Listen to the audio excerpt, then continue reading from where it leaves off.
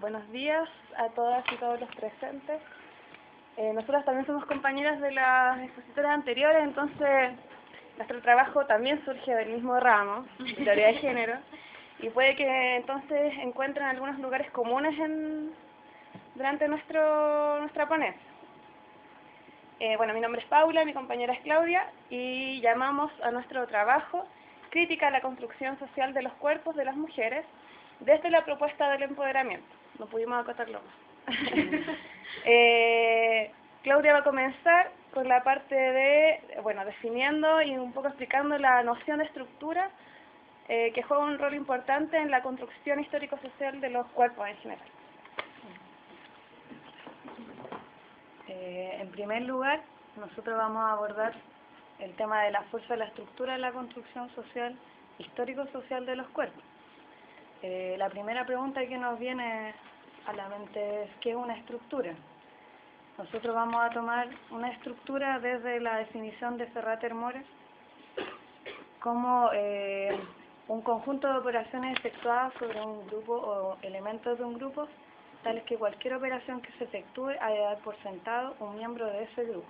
Es decir, estamos hablando de un todo articulado, no de la mera juxtaposición de elementos, sino de un todo concatenado. Una estructura, finalmente entendida como un todo articulado, debe tener un fundamento. ¿Cuál es el fundamento que nosotros vamos a abordar en este momento para decir que hay una construcción histórico-social radical de los cuerpos? Bueno, nos vamos a basar en las ideologías y en los imaginarios, en residuos casi abstractos de la teorética pura, para luego definir cuál es el campo práctico donde opera. ¿Dónde opera? Evidentemente tiene un campo de acción delimitado, un campo de dominio, del cual no es conveniente desvincularse, ya que cualquier desacato o transgresión a la regla implica una sanción, ya sea directa o indirecta. ¿Y quién es el garante de la estructura a la que nos vamos a referir nosotros, que es la estructura macrosocial? Bueno, el garante de todo esto es la injerencia de nosotros mismos, los humanos, porque una estructura, como la vamos a analizar nosotros, no es un organismo autónomo. Es más bien el hombre el que le otorga una forma y una cierta normatividad a esta estructura.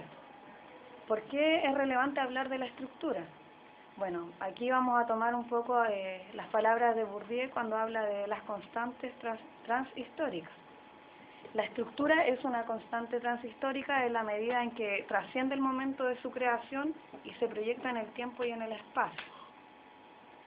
Aquí tomo una expresión de Jesús Sepúlveda del Jardín de las Peculiaridades, donde dice que una ideología, que es lo que nosotros vamos a abordar, se cristaliza como un mapa en la memoria, se expande como un virus. Nadie la ve, nadie la siente, nadie la toca, pero todos, sin embargo, hablan por su boca. ¿Por qué vamos a hacer una crítica a la construcción social de los cuerpos de las mujeres específicamente?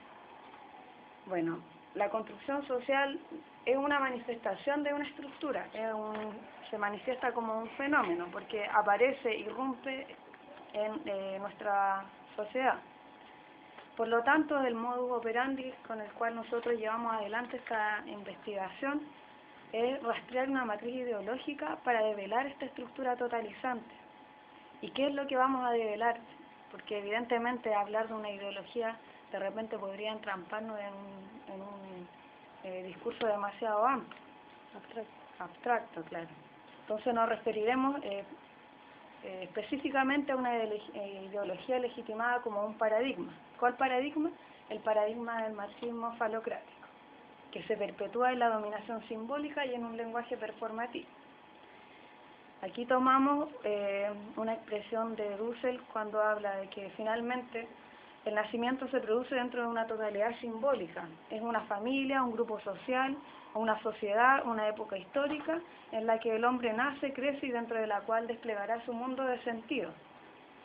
¿Dónde irrumpe? ¿Dónde aparece toda esta estructura de la cual nosotros vamos a hacer alusión?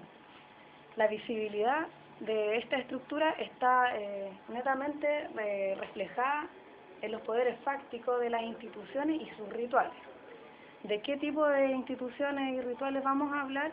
nos va a contar Paula ahora para entender un poco cuáles serían los poderes fácticos de la enajenación del cuerpo de las mujeres. Claro, así lo llamamos nosotras, poderes fácticos de enajenación.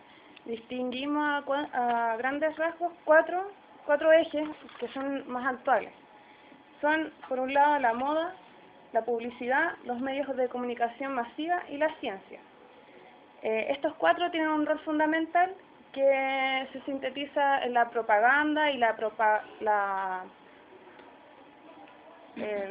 pregonación al sistema, certificando la hegemonía del dominio masculino más la lógica interna del falo-logocentrismo. ¿Por qué hacemos énfasis en esta palabra compuesta? Porque creemos que engloba un poco la crítica. El falo es el paradigma que se materializa en la dominación masculina. El logos es la razón es con la que se fundamenta el paradigma. Y el centrismo, y aquí hacemos alusión al término de Enrique Dussel, de la dualidad centro-periferia. Bueno, el centrismo es la ideología a su servicio, es la forma en cómo opera este paradigma. La moda del centro promueve la estandarización en las mujeres a través de la sobreerotización. ¿A qué nos referimos con esto? Por ejemplo, de que las ropas de las mujeres siempre se ciñan en los cuerpos, tratando de mostrar su figura, a diferencia de la ropa de los hombres. Por otro lado, la publicidad es un soporte de la moda y de la vanguardia, porque también masifica un ideal de lo que se trata ser mujer, de la manera más chocantes que existen. Por ejemplo, gigantografías en la calle, spots publicitarios en la televisión y páginas completas en los periódicos, promoviendo una estandarización estética. Por ejemplo, los clichés que todos conocemos, como la mina rica pero tonta, la rubia deseada y la mujer bombero de Bourdieu, que es la mujer así como voluptuosa que viene a parar la sed de todos los hombres. Por otra parte, la publicidad, de la mano de los medios de comunicación, intensifica la estandarización doméstica femenina, en donde encontramos a la madre perfecta, la esposa abnegada, o la madre, muchas quizás de nuestras mismas madres, enfermera chef, cenicienta, al mismo tiempo. Todo esto es una sobrecarga de determinaciones que enajenan a las mujeres en su accionar. Ninguna de estas categorías contempla la autonomía ni mucho menos la libertad de las mujeres. Por el contrario, estos valores son reemplazados por productos de aseo y ornamentación. Las comunicaciones, junto con la ciencia oficial, también se perfilan como instituciones que, en palabras de Donna Haraway, autora del Manifiesto Cyborg, son formas virulentas de opresión. Ambas, las comunicaciones y las ciencias, emplean el poder de los discursos con la finalidad de legitimar prejuicios y falacias. Hay demagogia y medios de control de masas, disipadores de ideologías, cuyo eje valórico nítido, además de la libertad de consumo, es la estereotipación de la mujer femenina, ama de casa y madre perfecta. Lo mismo con las ciencias.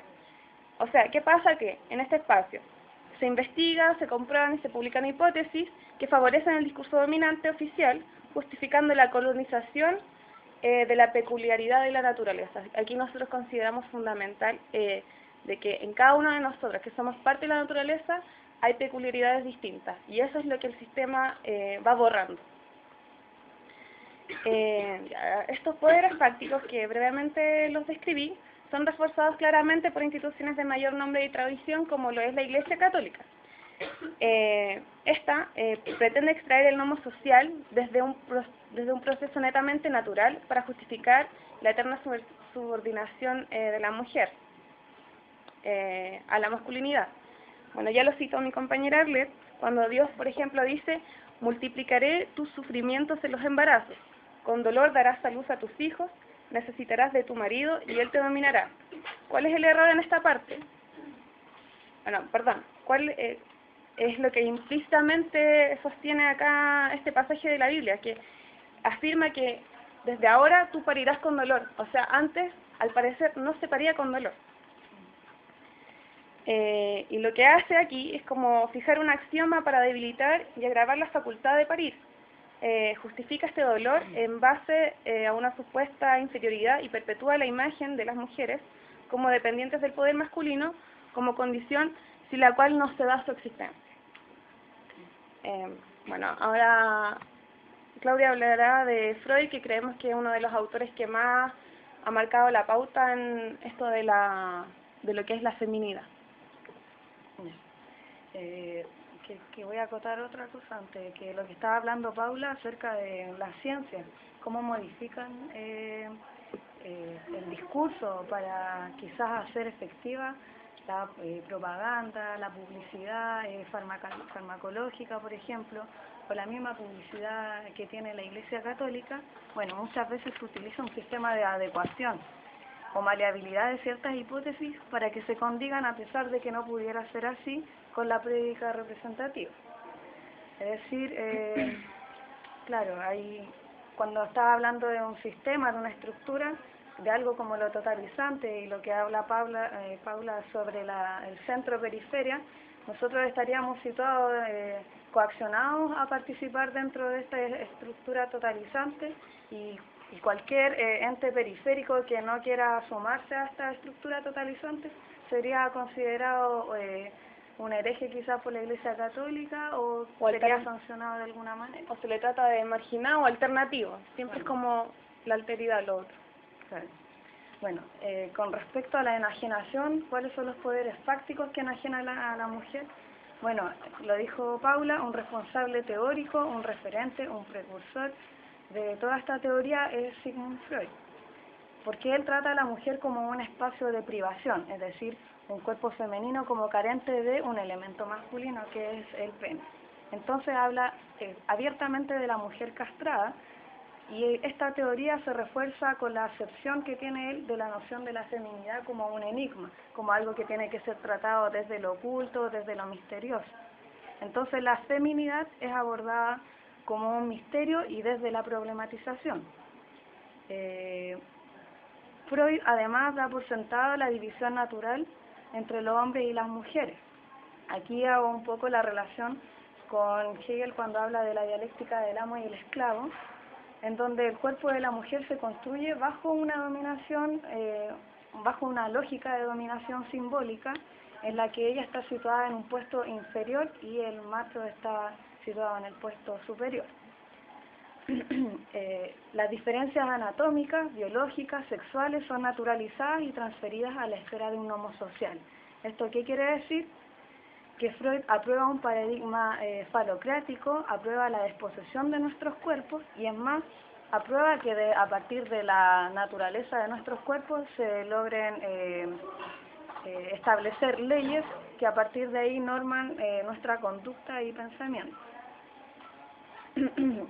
Freud con esta frase nos deja más que claro cuál es su posición. Si queréis saber más acerca de la feminidad, podéis esperar a que la ciencia pueda procuraros informes más profundos y coherentes. Es decir, la feminidad es netamente un tema que no puede ser abordado simple y fácilmente en la cotidianidad. Entonces, bueno, Freud es uno de los culpables porque él evidentemente tiene un peso mediático en el siglo pasado, en el que responde como un paradigma interpretativo a partir del cual, como que si fuera necesario establecer ciertas leyes solamente desde una inducción ordinaria como la que tiene Freud.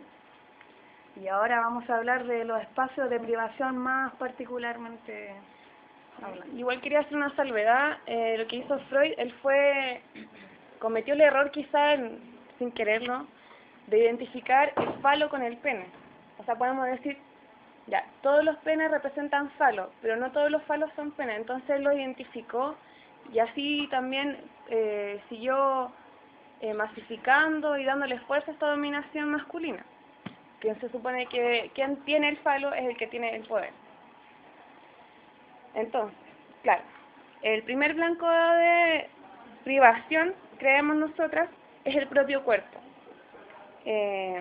desde los 5 años de edad, nos estamos refiriendo al menos al cuerpo de las mujeres, existe una breve etapa de empoderamiento, y este es nuestro término clave.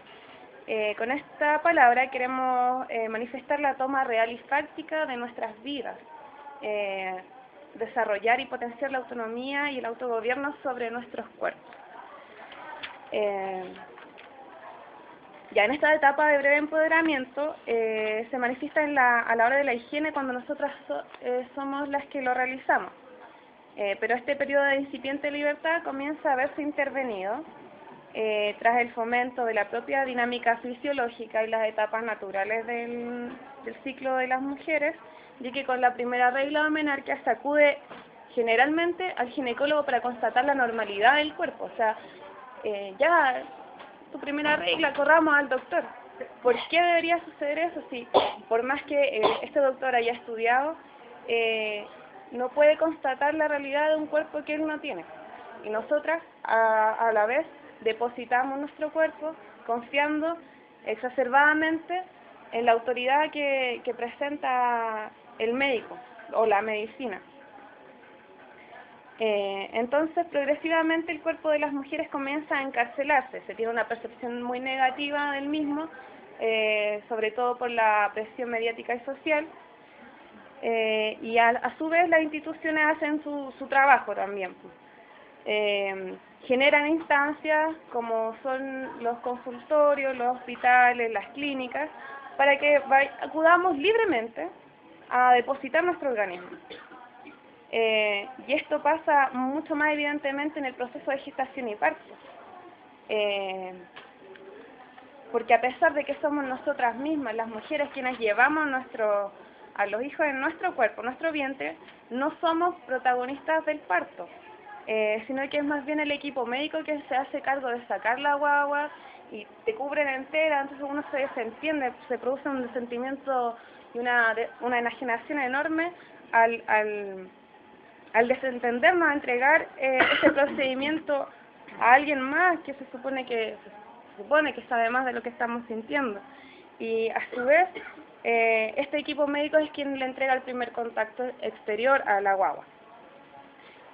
También con este procedimiento reproducimos automáticamente la disposición de un nuevo cuerpo, que es esta nueva vida. Bueno, a este ritual de enajenación, como lo decía, se suma la gran influencia mediática de las farmacéuticas sobre la fase de la tan mal mirada menopausia.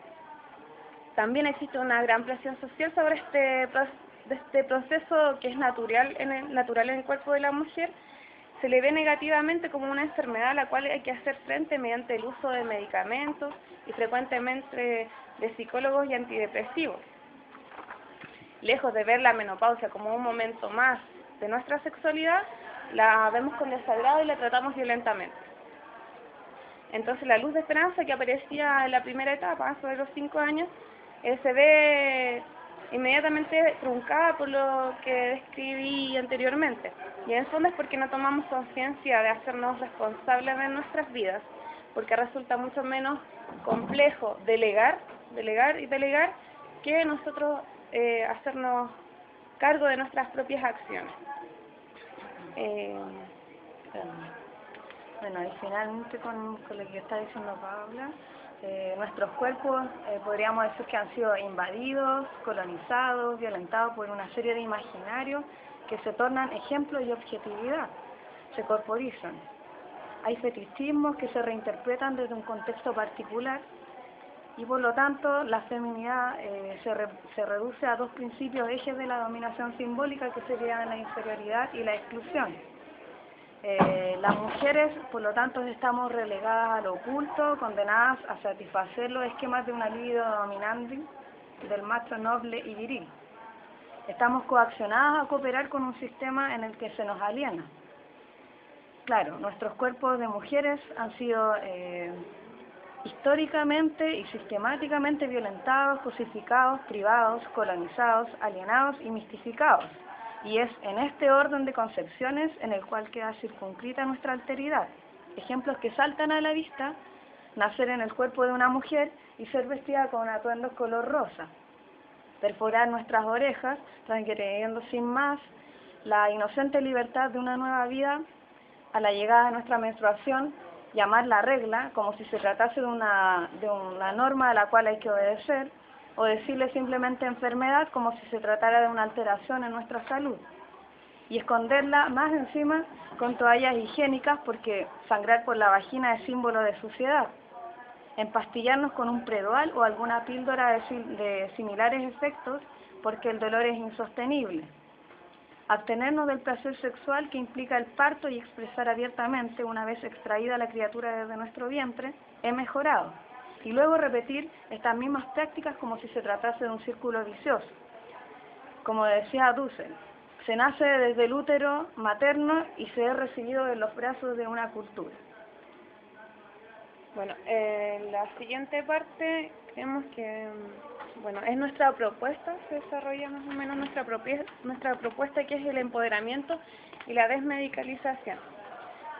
Tomando también las palabras de Foucault en la historia de la sexualidad, el tomo 1, la sexualidad históricamente se ha visto en un lugar silencioso. Por ende, en la época victoriana fue uno de los temas precisos y más favoritos para ser sacado de este discurso privado. Entonces se le sometió a la confesión. Se le incitó a la sociedad a que hablara de sexo, y no como algo a puertas de ser prohibido, sino que como un tema susceptible de ser dirigido. Entonces ahora el sexo y todo su discurso forma parte del poder público. Así la estructura y sus dispositivos de poder se concentran en producir discursos útiles y públicos desde la sexualidad. Foucault le llama a este fenómeno policía del sexo, refiriéndose a su necesidad de reglamentación, puesto que posteriormente la sexualidad será un blanco de intervención. Entonces se toma a la población como un cuerpo constituido, colectivo, se le somete a análisis, estudios y estadísticas, normando así los cuerpos de los individuos, tipificando, taxonomizando, borran las diferencias y la exclusividad de cada uno de nosotras y nosotros, promoviendo el miedo a la anormalidad. Dada esta propagación de la norma, se genera en el inconsciente colectivo una especie de verdad versus falsedad en el sexo. Por ejemplo, bueno, en la especificidad de las mujeres, muchas de ellas se preguntan si su capacidad sexual es normal, si no sienten un deseo constante con su pareja, se sienten enfermas, o la mujer frígida también se le considera enferma.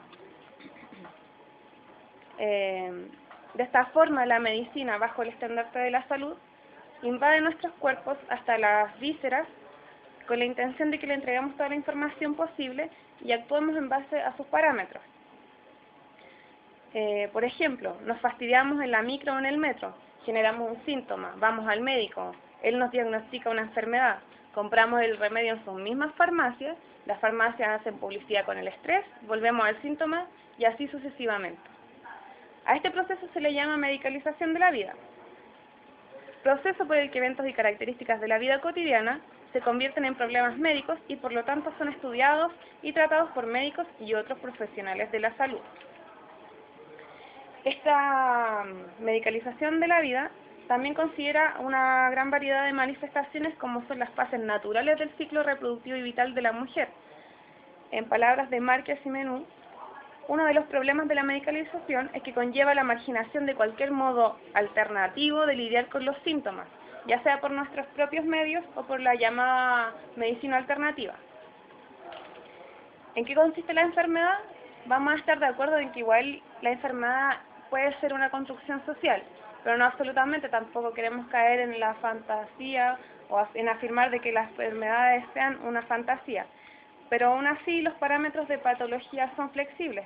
Por ejemplo, la oferta de salud es directamente proporcional a la percepción de las enfermedades de riesgo y de contagio. Por ende, en las sociedades desarrolladas es más la gente que reclama tener problemas, necesidades y dolencias.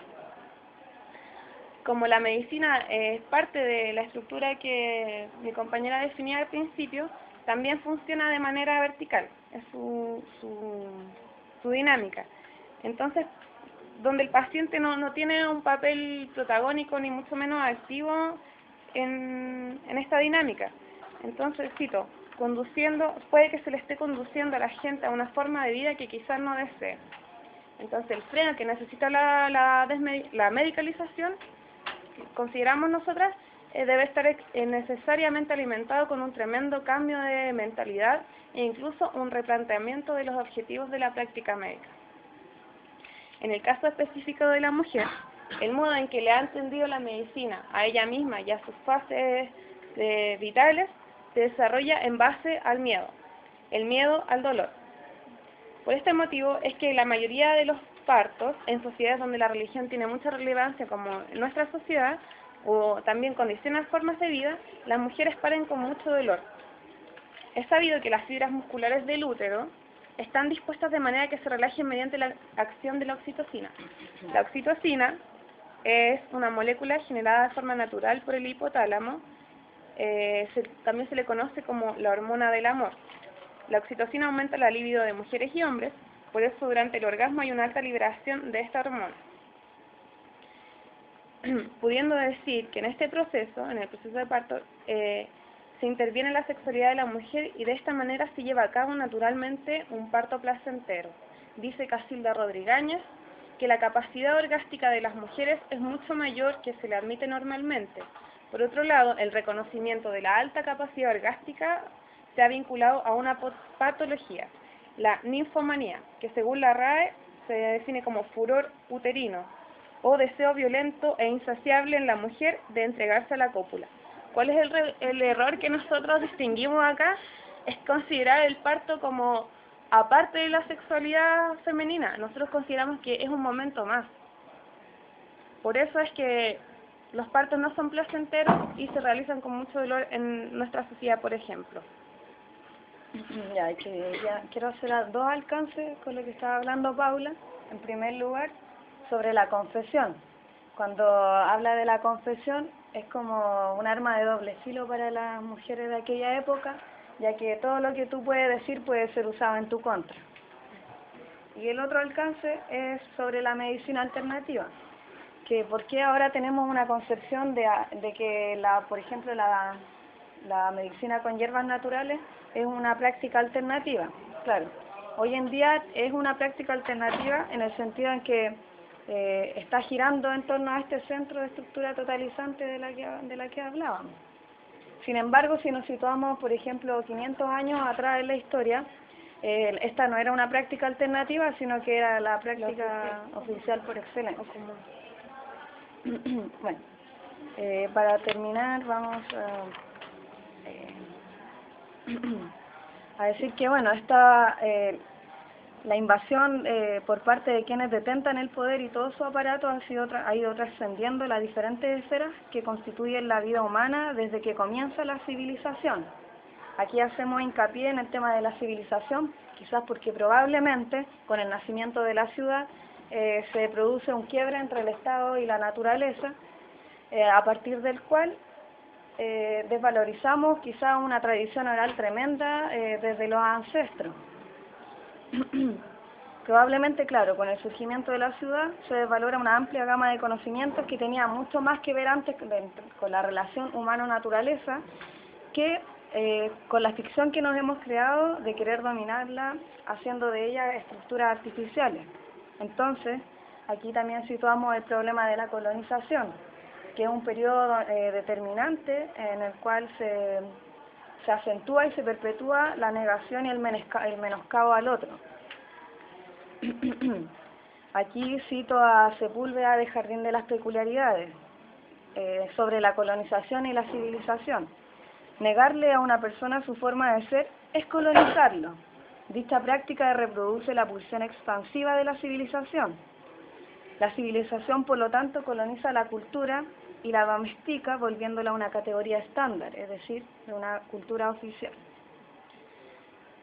Con respecto a esto, nosotros nos basamos en autores como Bourdieu, en nuestra profesora Raquel Olea, del Seminario de Teoría de Género, en Dussel, y Jesús Sepúlveda. Bourdieu nos incita como seres humanos y más como mujeres a desentrañar las categorías del entendimiento subyacentes, arraigadas para analizarlas y comprender cómo funcionan, y así poder modificarlas, es decir, está operando en el plano de la semántica. Raquel Olea, nuestra profesora, es más gráfica al señalar que es preciso deshacer el camino recorrido de la violencia simbólica.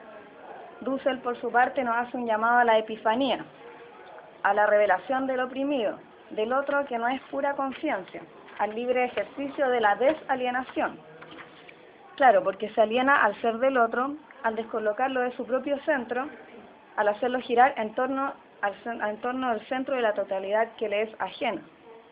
Sepúlveda, por su parte, nos emplaza a apreciar el florecimiento de las peculiaridades para lograr desmantelar ipso facto las categorías civilizatorias estandarizantes. Entonces, es necesario ser conscientes de lo que implica habitar un cuerpo que ha sido histórica y sistemáticamente construido. El gran megarrelato de la feminidad comienza a desmoronarse paulatinamente.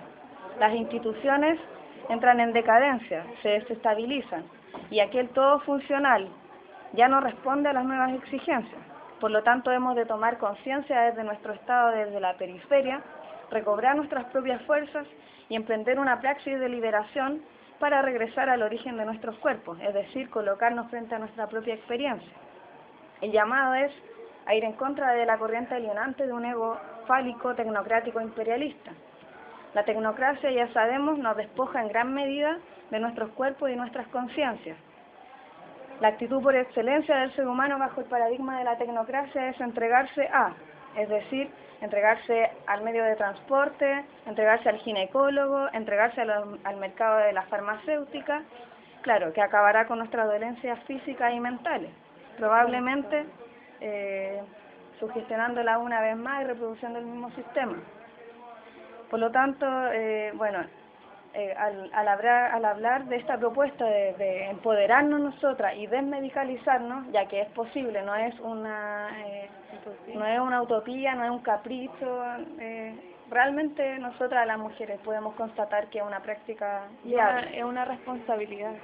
Claro, una responsabilidad. Con esto nosotros, la crítica que le hacemos a la tecnocracia no parte desde la abolición, es decir, no podemos negar tajantemente la historia de los descubrimientos y de la tecnología, porque evidentemente han habido espacios en los que nos hemos visto beneficiados, como por ejemplo la apertura de las farmacéuticas, aunque suene contradictorio, igual la píldora del día después viene a representar un espacio de liberación para la mujer. Bueno, si bien no queremos abolir el tema de la tecnología, la tecnocracia, a pesar de todo lo dañina que pueda llegar a ser, nuestra propuesta es que no generemos dependencia, porque evidentemente si hay que generar dependencia es con nosotras mismas, con nuestro cuerpo y nuestra conciencia. El empoderamiento y la desmedicalización van por la vía de la reivindicación de una historia de mujeres que no ha sido escrita hasta ahora. Es decir, debemos tener conciencia del cuerpo que tenemos y hacernos cargo de él, ser responsables.